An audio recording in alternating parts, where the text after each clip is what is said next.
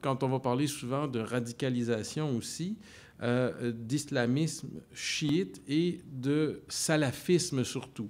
Alors aujourd'hui, Dr Disboni va, pour sa communication, éclaircir ces notions-là pour nous. Et le titre de sa communication s'appelle « L'épistémologie de la mort » ou « La méthode de la mort », une comparaison donc entre la conception sunnite salafiste et islamite chiite. Ali, tu as 20 minutes. Oui, OK. Je vais être très concis dans la présentation. Merci pour l'invitation encore. Et puis, oui, le sujet reste le même, mais j'ai quand même, depuis sa proposition initiale, j'ai fait des petits remaniements pour aller au-delà même des différences et puis revenir au concept de martyr. Et là-dessus, je pense qu'il y a des recoupements entre ma présentation et celle d'Isabelle. Je ne suis toujours pas du choix du mot épistémologie ici, mais disons que c'est une épistémologie qui s'approche de l'ontologie plutôt. OK. Avant-propos, c'est juste pour nos étudiants, une petite contextualisation du sujet, à quoi ça nous intéresserait, surtout sciences politiques, du champ, je reviens. Même si ma maîtrise en Iran, c'était Sciences Po et Sciences de religion. Donc, ça se reflète un peu dans ma présentation. Mais l'avant-propos, c'est plutôt contextualisation politique du concept de la mort, à quoi ça pourrait nous concerner dans la vie de tous les jours, les nouvelles, l'actualité courante. Monas asymétrique, c'est extrêmement important, un concept. L'idée que par la mort, on renverse le rapport de puissance avec l'adversaire. Deuxième point, c'est la rationalité de l'acteur religieux. Je me rappelle très bien quand, au début de l'opinion publique occidentale, je pense en général, on peut le dire,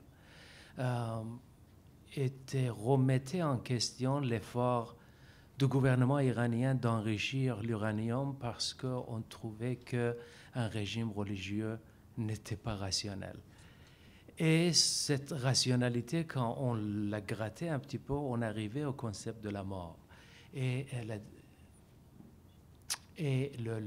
En fait, l'eschatologie et tout le rapport entre la vie et la mort. Donc ça, c'est un deuxième point. Toute la question de la rationalité de l'acteur religieux, étatique ou non étatique. Et troisièmement, je pense que c'est assez jour à jour, on a dépassé un petit peu l'affaire de si la République islamique d'Iran est rationnelle ou non, parce qu'on a fait un deal avec, et on pense qu'il est assez rationnel pour aussi longtemps qu'on garde le revolver sur sa tête. Mais aussi, troisièmement, c'est la géopolitique courante du Moyen-Orient, cette confrontation russe-américaine sur des axes chiites sunnites. La Russie est visiblement alliée des chiites, des États chiites, des groupes chiites, et vice-versa avec les Américains. Et puis la confrontation irano-saoudienne entre le croissant chiite et la majorité sunnite qui forme quand même 90% des musulmans dans le monde. Donc c'est un peu l'apéritif du débat, et je ne vais pas les élaborer, mais vous voyez un peu l'importance politico-politique des choses. Deuxième diapositive, c'est plutôt la revue de littérature de certaines recherches francophones, Olivier Roy et Farhad Khosrow-Ghavar. C'est juste vous montrer qu'on a commencé avec l'islam mondialisé d'Olivier Roy, parce que c'est l'auteur qui nous intéresse ici, et puis on a fini avec le djihadisme est mort, le djihad est la mort, et concept de nihilisme, mourir pour rien. En fait, je m'excuse, il ne dit pas mourir pour rien, il dit c'est une mort nihiliste, ça veut dire qu'elle n'est pas religieuse, elle n'est pas musulmane, elle n'est pas martyre, elle est juste déprécier la vie matérielle. On s'en fout de la vie matérielle. Donc un nihilisme au sens, comme tu disais, nietzschéen, passif, réactif. Oui, mais ce n'est pas nihiliste au sens que pas de sens du tout à la vie, qu'il n'y a pas de vie qui existe après la mort. Donc, dans ce sens-là, c'est, si vous regardez ces recherches, Islam mondialisé, quand Al-Qaïda parle, la sainte ignorance, que Martin aime beaucoup ce livre, d'ailleurs, et puis djihad est mort, c'est une lignée de réflexion qui arrive d'un islam de plus en plus déraciné, internationalisé, déculturé, illettré. On n'aura pas le temps d'entrer dans ces points. Et finalement, un islam qui est vraiment à une situation de martyr, soi-disant, la mort, qui est au nom de Dieu, mais en fait, ce n'est pas vraiment Dieu, n'a rien à voir là-dedans. Il y a d'autres choses par rapport au concept original de martyr. Donc c'est très intéressant de voir le parcours de la recherche francophone là-dessus. Je ne vois pas ce parcours dans la recherche anglophone. C'est ça qui est l'avantage, un des avantages de cette tradition recherche en français.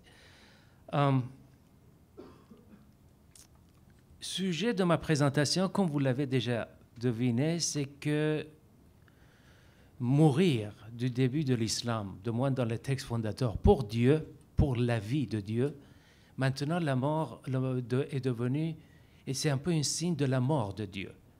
Ça veut dire que si vous constatez les incidences contemporaines, chiites et sunnites, de martyrs, ça ne témoigne pas de la vie de Dieu, d'Allah.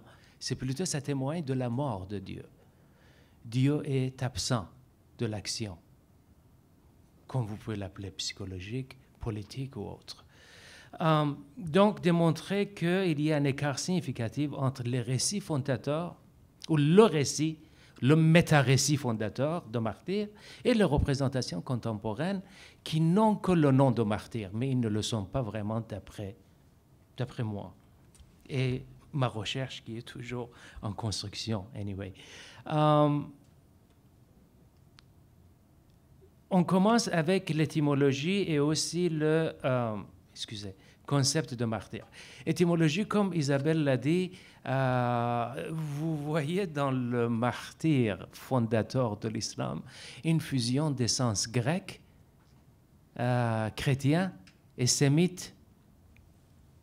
Chrétien lui-même étant sémite, je pense, oui, plus ou moins, de signification martyr. Ça veut dire que martyr, mort pour la cause, et aussi martyr comme témoin.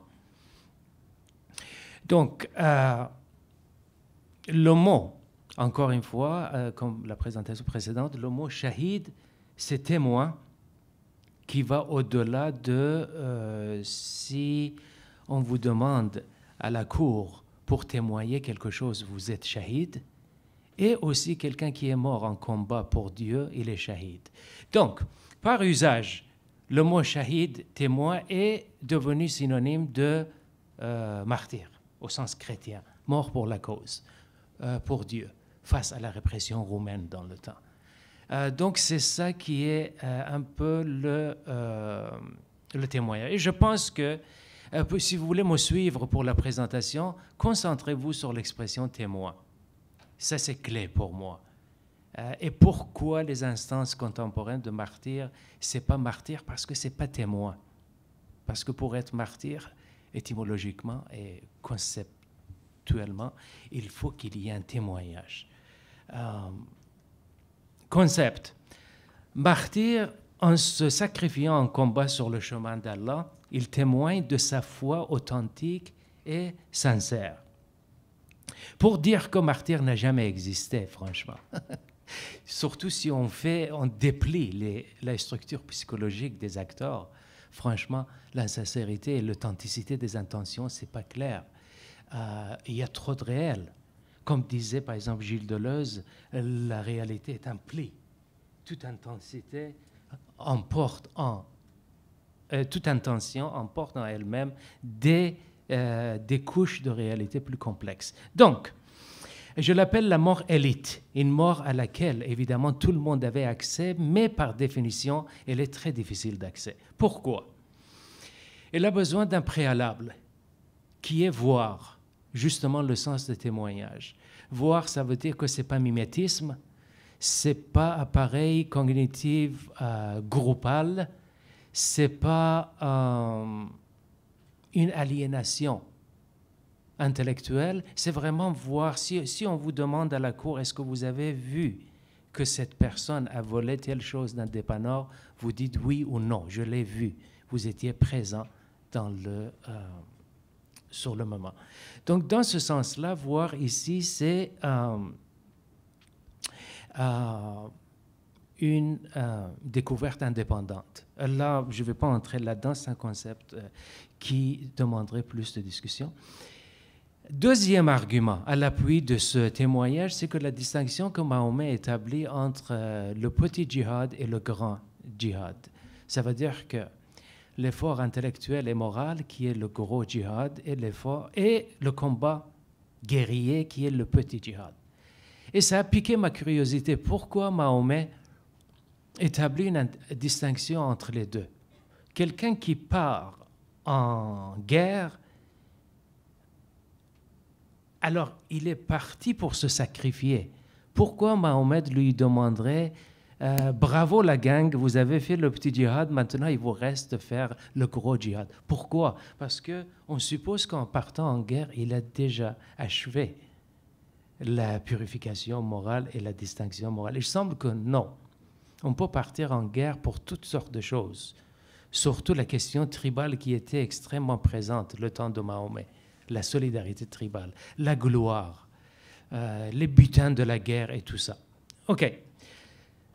Troisième argument, c'est la question de Ghazali, probablement le théologien suprême de l'islam chez les sunnites et les chiites, qui dit que en fait, martyr est celui qui fait le gros djihad, qui est sur le chemin de perfectionnement moral, et sur ce chemin-là, il rencontre la mort. Il inclut la mort militaire, la mort en combat. Je pense que c'est une définition qui tient debout, tenant compte de l'ensemble de la structure éthico-théologique de l'islam. Même si le contenu moral du martyr n'a pas été trop élaboré chez les musulmans à cause de son contenu révolutionnaire. On a évité beaucoup d'explorer ça. On est resté vraiment à sa surface légale dans la jurisprudence musulmane. Donc, partir en guerre en connaissance de cause par une intention de marcher sur le chemin de Dieu. Mourir pour gloire, comme je disais, vengeance, comme Isabelle a établi la distinction, vengeance ou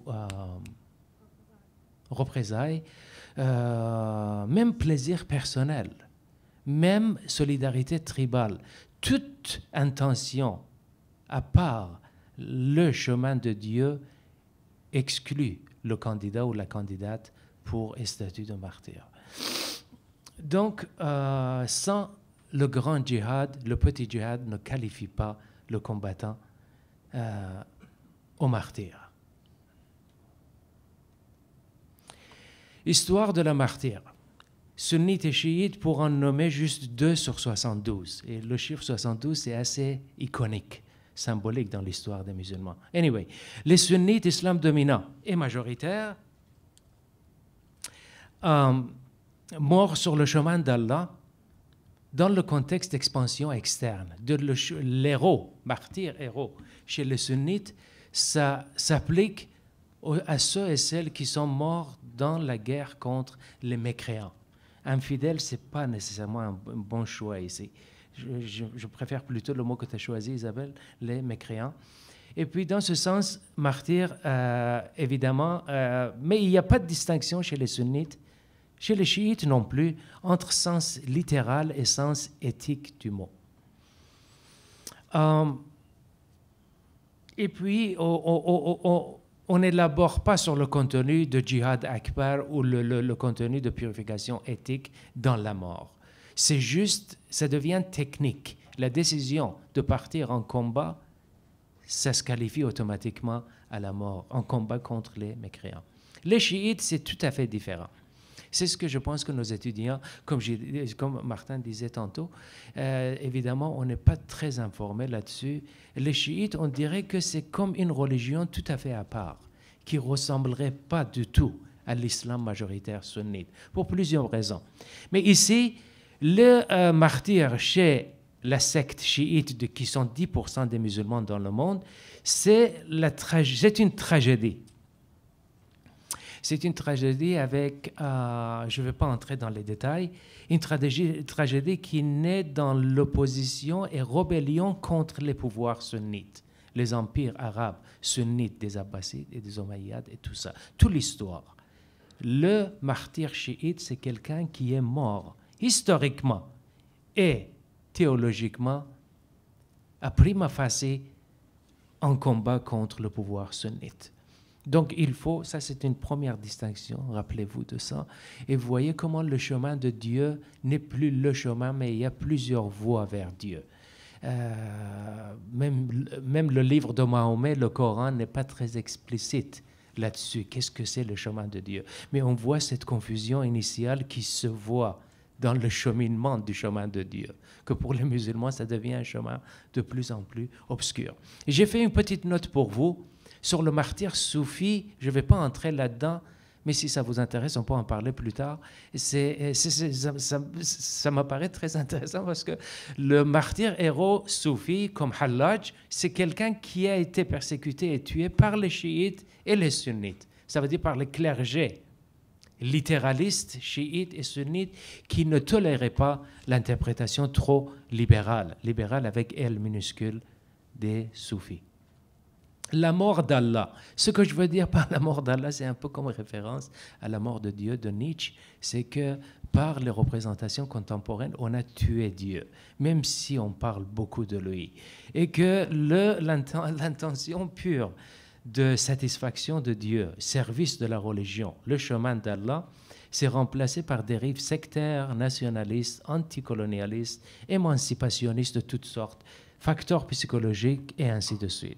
C'est tout le travail du colloque d'explorer différents aspects de ça. Mais ce n'est pas pour Dieu, au sens martyr initial. La révolution iranienne, une première élaboration sur la différence contemporaine de martyrs chiites par rapport à l'autre secte majoritaire. Le surhomme chiite, c'est celui qui est toujours très glorifié. Je n'ai pas le temps de vous montrer une vidéo. Il y a chaque année en Irak, il y a des démonstrations, des cérémonies religieuses pour commémorer le martyr de Hussein, le troisième imam shahid qui a été tué par un pouvoir sunnite. Et le nombre moyen de la population, c'est de 10 à 16 millions. C'est une façon aussi pour dire aux sunnites que si vous arrivez à accumuler 2-3 millions en Arabie Saoudite, nous, on est capable de rassembler 16 millions en Irak pour commémorer, à Karbala, pour commémorer le crime commis par les pouvoirs sunnites contre le juste imam. OK. Il est centralisé, contrairement aux martyrs sunnites. Il est hiérarchisé, ça veut dire un peu comme les juifs. C'est qu'il y a des autorités, des ayatollahs, qui gèrent la mort, liturgie et ritualisme très élaboré, et toujours évidemment la guerre Irak-Iran, et ce qui arrive actuellement, ce sont des exemples par excellence de cette opposition. Hezbollah au Liban, ou comme il s'appelle Muqawama, résistance, même s'il était dans les années 80 plus tôt, même une partie de 90, anti-israélienne, mais la trame de fond, c'est anti-sunnite. Ça veut dire de former toujours le croissant chiite. Martyrologie sunnite, donc par opposition, qui est plutôt le focus des recherches francophones et anglophones, évidemment, c'est l'islam majoritaire, non hiérarchisé. Et il y a beaucoup de controverses, beaucoup plus que chez les chiites, sur qu'est-ce qui est la guerre juste, djihad, kamikaze, comme Isabelle le disait, islamikaze, et il y a énormément. Et en plus, comme Olivier Roy le dit dans l'islam mondialisé, ainsi de suite, c'est un peu la trahison des clercs. Ce sont des ingénieurs et des médecins qui font le travail des juristes musulmans sunnites. Bin Laden, Abu Bakr al-Baghdadi, Zawahiri, Abu Mus'ab Zarqawi et toute la gang, ils n'ont aucune expertise en sciences de religion musulmane. Ils sont très différents de quelqu'un comme Sistani ou Hassan Nasrallah ou encore le gars qui était avant lui, je ne me rappelle plus, ou Khomeini en Iran. Donc, et puis d'autant plus que la cause de martyrs sunnites devient récemment différente. Ça veut dire que de morts contre les mécréants, on propage le combat contre les apostats. Ça veut dire les chiites ou les rafidines, les gens qui, comme on disait au Québec, le refus global, qui refusent le pouvoir sunnite. Dans ce sens-là, évidemment, il y a un déplacement de martyrs héros là-dedans. OK. Donc, tous parlent d'Allah en son absence, mort pour foi ou pour soi. Et je trouve que c'est plutôt mort pour soi, ça veut dire pour les facteurs qui sont immanents, plutôt que transcendantal. Premièrement, il y a une anarchie contemporaine, d'ailleurs prévue dans l'eschatologie musulmane, qu'il va y avoir un moment dans le monde musulman où garder la foi, c'est comme garder des charbons chauds dans ta main. C'est extrêmement difficile à cause de l'obscurité de la situation. Je pense que ces eschatologies sont très morbides et ils hantent la mémoire des musulmans toujours. Donc, où est la voie d'Allah? Il était, dès le départ, illusoire. Ce qu'on appelait dans le Coran, le livre de Mahomet, « Fi sabilillah », sur le chemin d'Allah, c'était tout à fait un chemin utopique. Ça n'existait même pas. Donc, on parle d'un martyr que, dès le départ, n'était que très idéal typique ou utopique. Divorce entre djihad mineur et djihad majeur. Donc, déraciné, déculturé. Récit originel de témoignage est très différent des imaginaires modernes et des spectacles de la mort. Donc, ça nous amène tous à d'autres niveaux de questionnement sur là. Alors, si ce n'est pas martyr, ça ne veut pas dire pour autant que c'est légitime ou c'est pas légitime. C'est pas du tout ça. C'est juste pour vous dire que la mort contemporaine chez les islamistes chiites et sunnites, ou les morts, c'est très écarté de ce qui était la définition idéale typique du début de l'islam. Alors, je pense que je vais laisser faire le dernier diapositive. C'est juste quelques suggestions pour la revue qu'on prépare avec Martin et d'autres collègues. C'est juste voir un peu que le concept de martyr ou non, ça ne lui enlève pas à la mort son choix est stratégique. Ça reste toujours attractif. Donc, ça serait intéressant d'élaborer là-dessus. Absurdité ou nihilisme, ça serait aussi une distinction à réfléchir là-dessus. Mort réactive ou mort active, ça serait intéressant. D'après moi, le martyr originel de l'islam, c'était une mort active, alors que la mort contemporaine est une mort passive et réactive. Et j'ai quelques suggestions sur la déradicalisation et comment on pourrait battre, je finis là-dessus, battre les extrémistes sur leur propre terrain en les engageant dans le débat théologique sur lequel ils se basent pour justifier et légitimer la justice de leur combat. Voilà. Merci. Merci, Ali. Alors, nous allons avoir le temps pour une courte période de questions. Oui, une question. Isabelle. Merci, Ali. Je voulais spécifier avec toi que je suis d'accord avec toi. Moi, je ne les considère pas comme des martyrs, là. Il y a eu une perversion de ce que c'est. Et c'est pour ça que j'ai précisé que c'était une rhétorique martyrologique. Parce que, en mon sens, il y a vraiment une instrumentalisation de Dieu où, justement, il est assez absent, merci. Et c'est peut-être... En fait, c'était ça ma question, c'était, à la limite, est-ce qu'il cherche le chemin? Oui. Est-ce que c'est ça, la crise auquel on fait face? Parce que, voilà, tu sais, quand tu dis, ben, le chemin de Dieu est aussi une utopie, dans ma tête, j'ai aussitôt pensé, ben, la terre promise est aussi, selon ma lecture, une utopie. Et ben voilà, maintenant, il y a des gens qui sont convaincus qu'ils sont arrivés à la terre promise. Donc, est-ce qu'il y aurait justement cette espèce de volonté de non, si le chemin de Dieu n'existe pas ou est une utopie, au pire, on va le faire? Exactement. C'est pour ça que j'avais dit qu'il y a des... c'était en fait ma dernière phrase. C'est que le messianisme chiite, c'est même, il y a des clergés irakiens ou iraniens qui adoptent ça. Que le messianisme, je pense que les étudiants sont familiers avec ce concept, ce n'est plus l'arrivée d'un Jésus soi-disant qui arrive le Mahdi. C'est un peu le concept hegelien. On réalise le Messie par l'action chiite régionale. Donc le croissant chiite, c'est un peu comme le pouvoir international du christianisme. La prépondérance de la religion chrétienne, c'est déjà l'arrivée de Jésus pour certains évangélistes.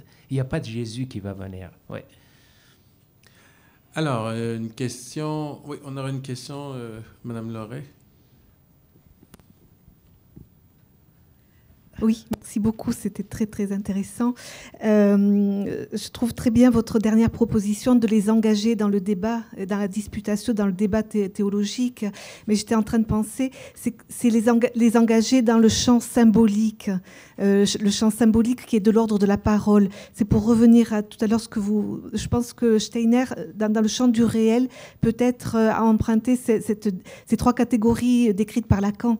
Le champ du réel qui est l'innommable, l'irreprésentable, ceux auxquels on se confronte, un accident, la mort, le champ de l'imaginaire dans lequel entre toute la fantasmatique et la question du moi idéal dont parlait M. Brunet, et le champ symbolique qui est déterminé par la parole et qui permet les institutions, qui permet de vivre ensemble. Ce qui se passe dans cette diffusion d'attentats en grand nombre, c'est qu'il nous oblige à vivre entre le champ du réel et le champ de l'imaginaire, au détriment du champ du symbolique. Voilà. Quelle pourrait être l'action pour les retirer, les tirer plutôt du côté de la vie et du symbolique et de la symbolisation. J'en parlerai tout à l'heure. Ouais. Ali. Oui. Moi, je lisais Les prisons de France de Farhad Khosrow-Khabar, ou encore Quand Al-Qaïda parle, et des livres comme ça. Le simplisme des confessions est très perturbant. Ça veut dire que ça me rappelle quelque chose que je voulais dire, mais j'ai oublié. Le témoin, ça veut dire avoir un rêve authentique. Je me sacrifie sur le chemin d'Allah, selon moi, le chemin d'Allah, pour le rêve que moi j'ai eu. Mais ce qui arrive, et c'est important pour nous, pour la déradicalisation, c'est que ce sont des gens qui sont pris, encore prendre la terminologie de Gilles Deleuze, ils sont pris dans le rêve des autres. C'est ça le mimétisme de l'action martyre. Oui. Et je ne connais pas les catégories de Lacan, il faut que je le lise et voir comment je peux l'incorporer dans ma recherche. Oui. Eh bien, je vous remercie beaucoup. Merci beaucoup, Ali. Oui.